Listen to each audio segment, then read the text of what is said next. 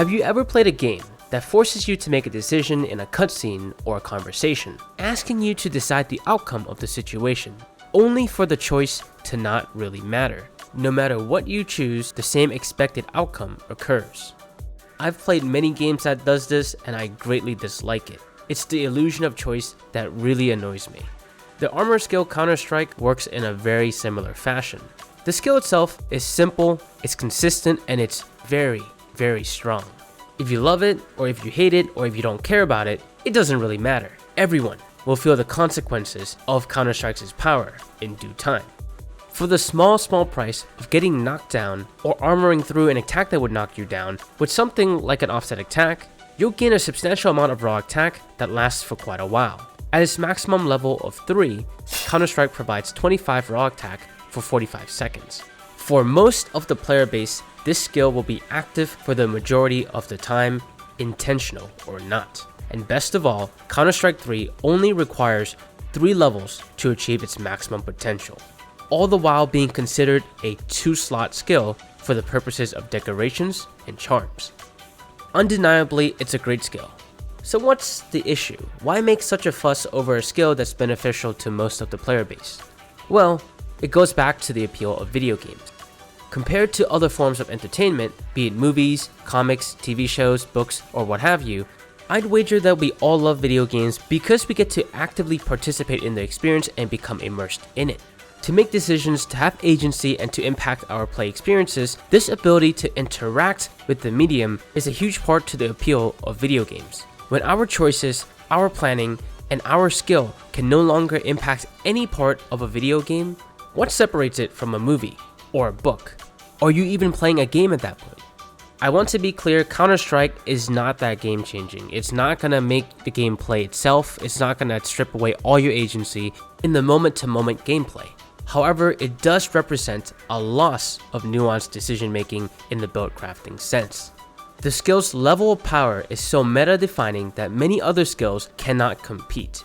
And while that may feel like a win in this current moment, there are very dire consequences to Monster Hunter Wilds' future if left unaddressed.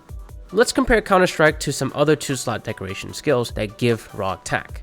Peak Performance at its maximum level grants you 20 attack whenever you are at full health. Alright, both skill provides a similar amount of raw attack.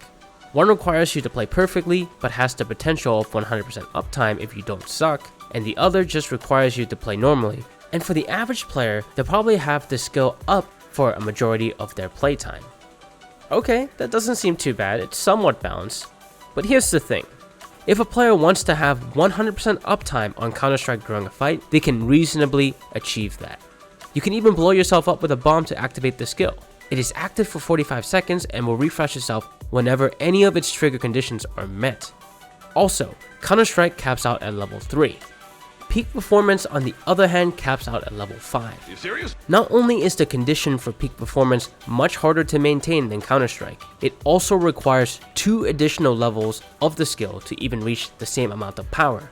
Even for the min-max speedrunner oriented players, Peak Performance is lower on the totem pole for skill choice, because when a monster is moving around, even if they're not actively attacking, you could still take very minor amounts of chip damage from a multitude of sources, either from the environment or based on how the monster's hitboxes are coded. One little pebble is all it takes, and you've lost the Peak Performance buff until you heal.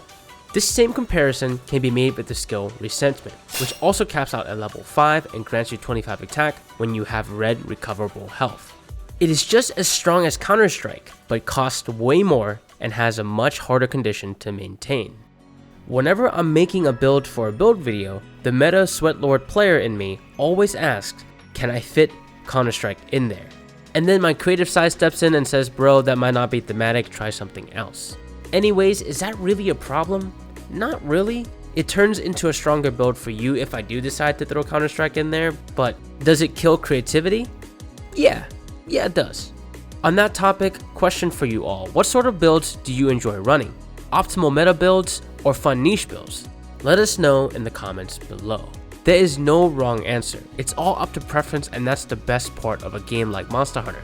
Meme builds can be amazing too in the right circumstances. While you're down there, support your boy by hitting that like button and subscribe for more Monster Hunter Wilds content.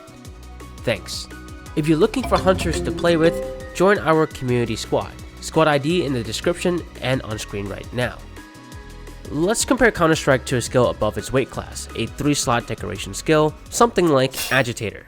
At level 5, Agitator conditionally gives you 20 raw attack and 15% affinity whenever a monster is angry. A skilled player can extend this duration by stun locking monsters before they exit their angered state. 15% affinity is a smidge more valuable than 5 raw attack. However, we have to go back to the consistency aspect. A skilled player can and will have Counterstrike up for most, if not the entirety of the fight guaranteed. Putting both of these skills side by side, we can clearly see that a level 2 decoration skill that only takes 3 slots to max out is competitive, if not potentially better and more valuable than a strong level 3 decoration skill that takes 5 slots to max out. Where's the trade-off in this equation? Going back to that example I gave at the beginning of the video, Counterstrike represents that illusion of choice. It is so obviously the right choice that it's not really a choice at all. And the last thing I'd want for Monster Hunter Wilds is for every single endgame meta build for every single weapon type to be exactly the same. If that is the case, as time goes on, Counterstrike becomes the baseline expectation for all builds, and any future skill that Capcom releases will have to, in terms of perceived power budget of said skill, compete with Counterstrike's insane value. And if they fail to match that value, then people are going to be disappointed. Which leads to sentiments like, why even have the skill when it's worse than what we already have? I hope you don't misunderstand.